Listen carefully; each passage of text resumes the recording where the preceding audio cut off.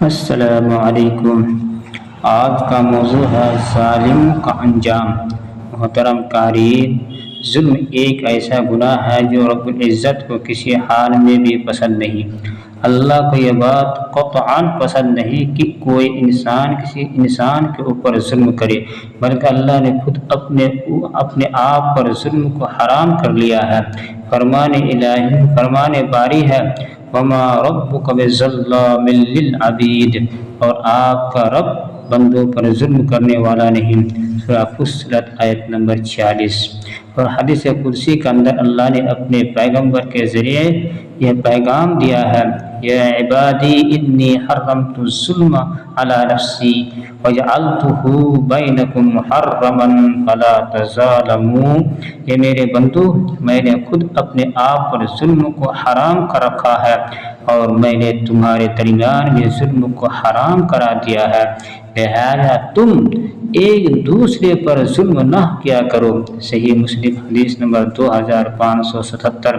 کیسے کیسے ظالم اور جابر حکمراں پیدا ہوئے، جن میں سے ایک قوم کے بارے میں اللہ نے کہا التی لم یخلق مثلها فی البلاد، قوم عاد کی طرح کوئی بھی قوم ملک میں پیدا نہیں کی گئی۔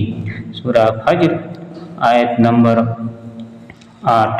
ایسی طاقتور قوموں اور فرعون جیسے طاقتور بادشاہوں نے بھی ظلم و زیادتی کا بازار گرم کیا تو فصب علیہم ربک سوط عذاب، بالآخر تمہارے رب ان سب پر عذاب کا کورا برسایا۔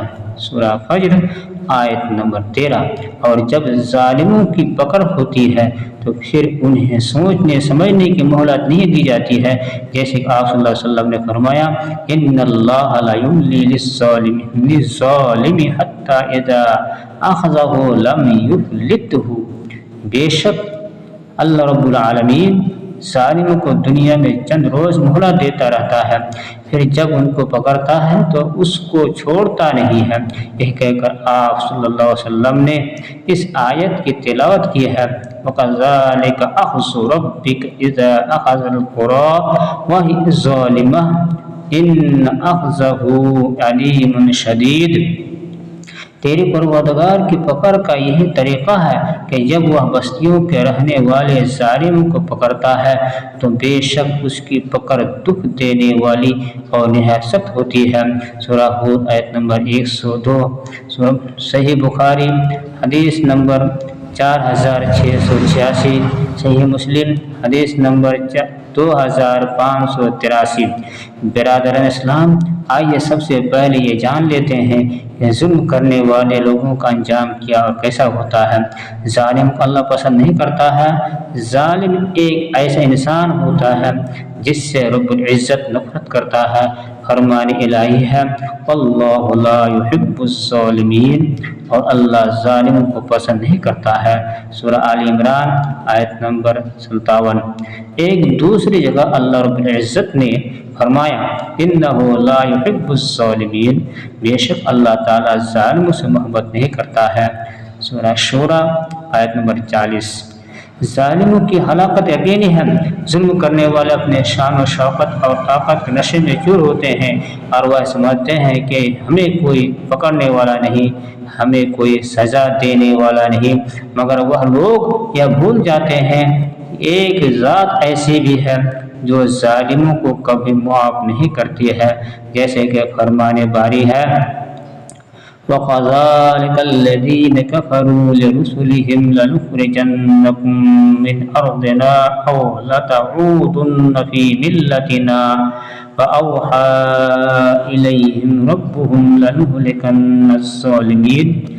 اور کافرون اپنے رسول سے کہا کہ ہمیں تمہیں ملک کو بدل کر دیں گے یا تم پھر سے ہمارے مذہب میں لوٹ آؤ، تو ان کے پروردگار نے ان کی طرف وحی بھیجی کہ ہم ان ظالموں کو ہی غارت کر دیں گے۔ سورہ ابراہیم آیت نمبر 13۔ ظالموں کو ضرور سزا ملتی ہے۔ ظلم ایک ایسا جرم ہے جس کو انجام دینے والا دنیا میں ہی ظلم کے برے انجام کو اپنی آنکھوں سے دیکھ لیتا ہے۔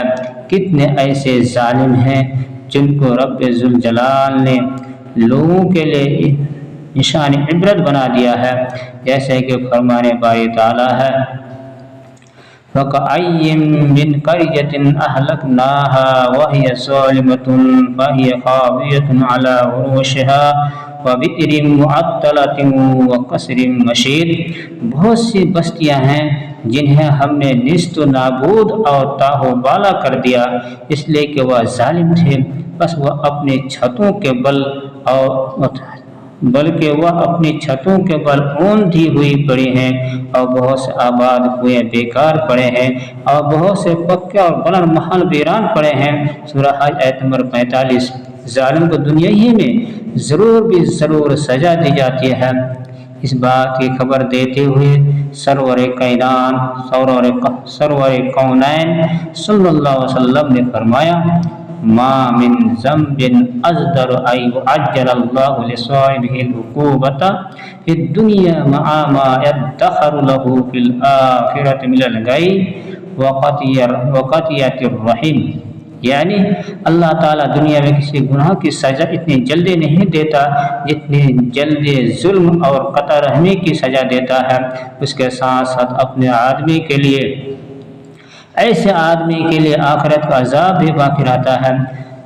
ابن ماجہ حدیث نمبر 4211، ابو داؤد حدیث نمبر 4902، ترمذی حدیث نمبر 2511، وصححہ الالبانی، البانی نے اس حدیث کو صحیح کہا ہے۔ اللہ تعالی ہم سب کو ظلم جیسے گناہ سے بچنے کی توفیق عطا فرمائے، اللہ تعالی ہم سب کو ظالموں سے بچائے، اللہ تعالی ہم سب کو اسلام پر صحیح سالم رکھے، آمین۔ السلام علیکم۔